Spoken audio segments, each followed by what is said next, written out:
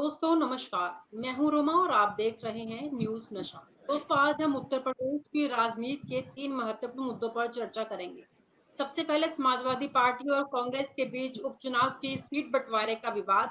क्या कांग्रेस अपने अधिकारों के प्रति असंतोष है और क्या ये गठबंधन को प्रभावित कर सकता है? दूसरा मुद्दा है बीजेपी बहराइच के विधायक सुरेश्वर सिंह की एफआईआर पर चर्चा, जिसमें उन्होंने अपने ही पार्टी के कार्यकर्ताओं पर गंभीर आरोप लगाए हैं कि ये बीजेपी के भीतर उठते असंतोष का कारण है। और तीसरा मुद्दा रहेगा अखिलेश यादव और उनका यादव परिवार अलीगढ़ और गाजियाबाद में अपनी राजनीतिक सक्रियता दिखा रहे हैं। क्या ये समाजवादी पार्टी की रणनीति का हिस्सा है या उनकी चुनौती भी है?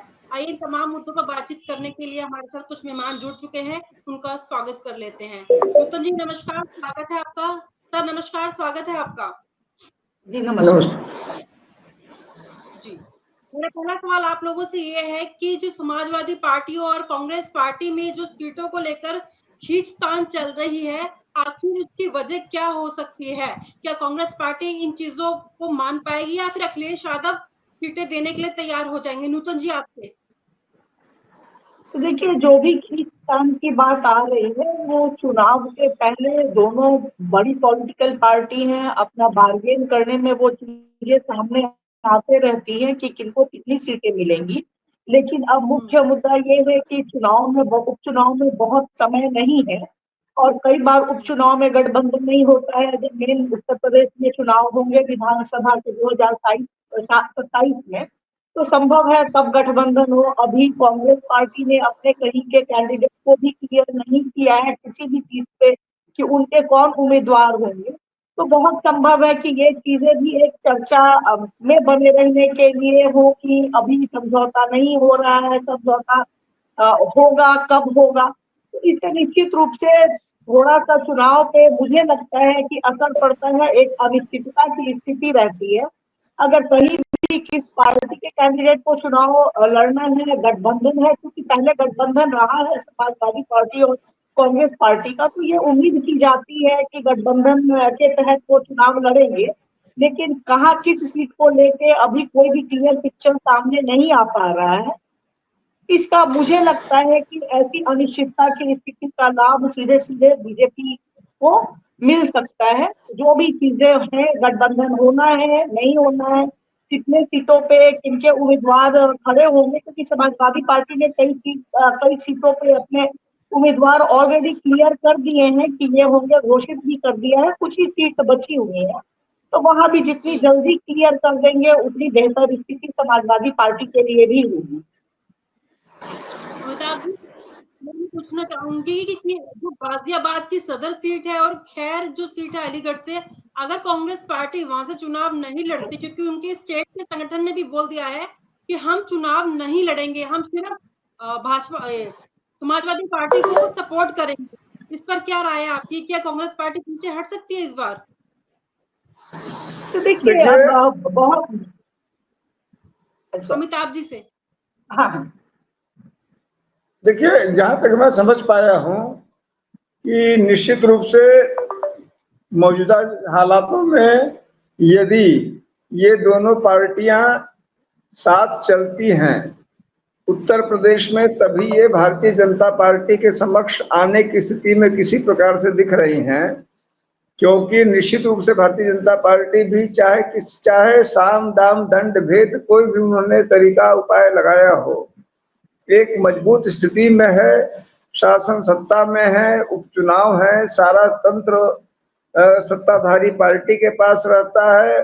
मौजूदा भारतीय जनता पार्टी और सामान्य तौर पे कोई भी राजनीतिक दल जो सत्ता में है वह सत्ता के हथकंडों को अपनाने से नहीं चूकता, नहीं हिचकता।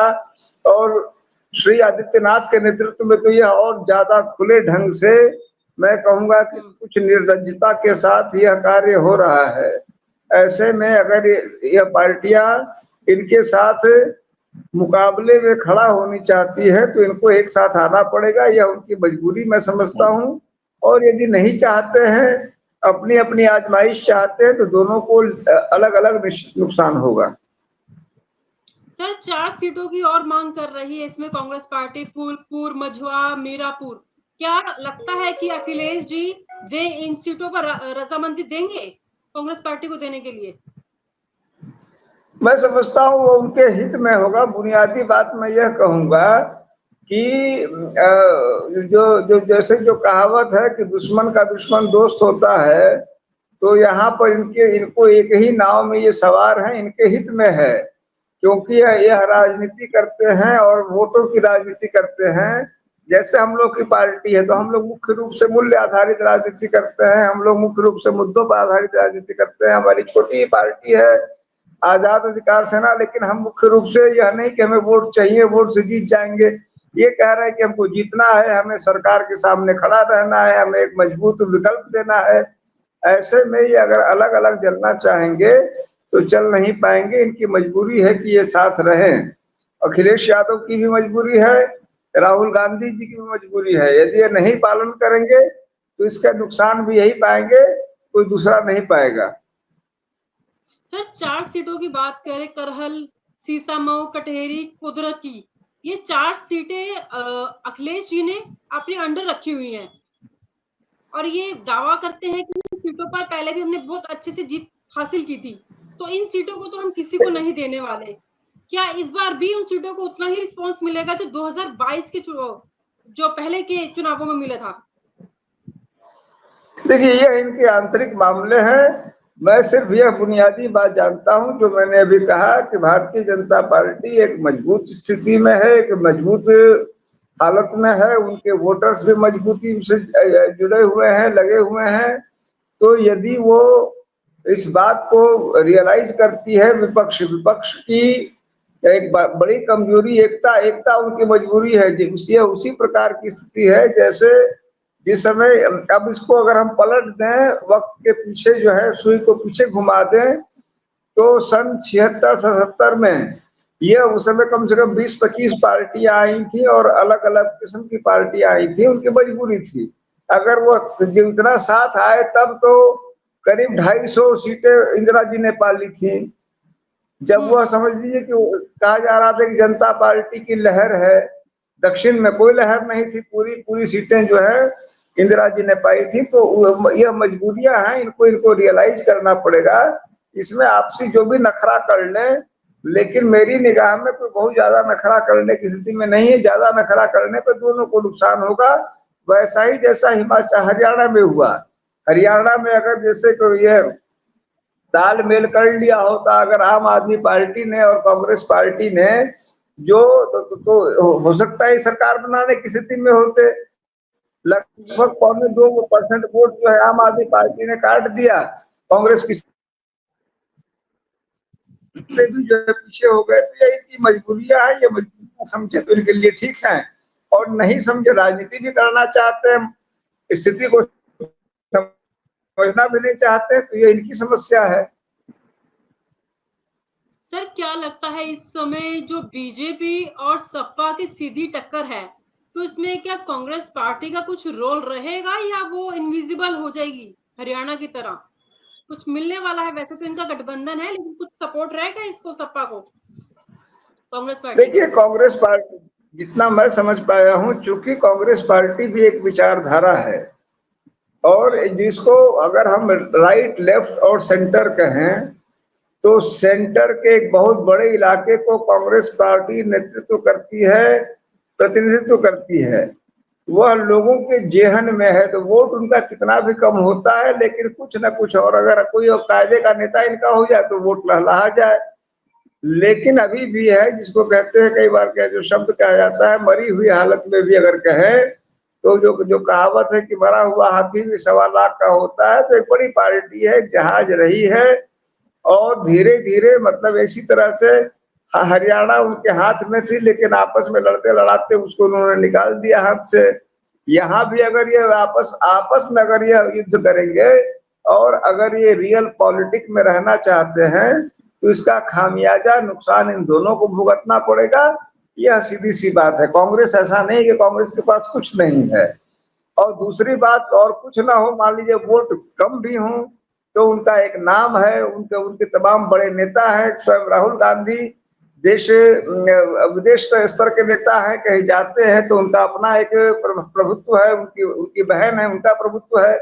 तो कांग्रेस पार्टी अगर अखिलेश यादव बड़े नेता हैं तो राहुल गांधी उनसे कुछ बड़े ही हर्ष में माने जाएंगे इस जन्म में। तो मैं लगता हूँ कि यही स्थिति रहेगी इस एक नेता के रूप में। इस हकीकत को यदि दोनों समझ लेंगे तो दोनों के हित में रहेगा, नहीं समझेंगे तो इसका सीधा लाभ सिर्फ और सिर्फ भारतीय जनता पार्टी को मिलेगी। इसमें मेरी समझ में कोई कंफ्यूजन नहीं। कुल मिलाकर जो अगर 2 सीटें उनको मिली हैं उनको वो ले लेनी चाहिए और चुनाव लड़ना चाहिए उन 2 सीटों से, यही कहना चाहते हैं आप? मैं ये कहना चाहता हूँ कि आपस में जो सुलह करें, अगर सुलह करने ठीक है, नहीं करेंगे तो निश्चित दोनों नुकसान में रहेंगे। वो 2 सीट हो 3 सीट है, उनकी अपने परस्पर क्या अपनी हैसियत औकात समझते हैं वह जाने, लेकिन निश्चित रूप से उन्हें साथ रहना पड़ेगा यदि वो वास्तव में चाहते हैं कि उत्तर प्रदेश में या हिंदुस्तान में भारतीय जनता पार्टी की इस वास्तविक मजबूत स्थिति का एक वैकल्पिक विचारधारा के रूप में या व्यवस्था के रूप में वो मुकाबला करना चाहते हैं। तो इस छोटी सी हकीकत को, छोटी सी सच्चाई को उनको स्वीकार करना पड़ेगा। इसमें मैं जो कहूँ, इसमें अभी उनमें से दोनों को, हो सकता दोनों मेरी बात को बुरा माने, लेकिन दोनों को अभी नखरा करने का कोई स्कोप नहीं है। और आप हमसे जुड़े रहने के लिए सब्सक्राइब करें YouTube पर, फॉलो करें Twitter पर और लाइक करें Facebook पर। और ज्यादा जानकारी के लिए आपको टाइप करना होगा सिर्फ न्यूज़ नशा।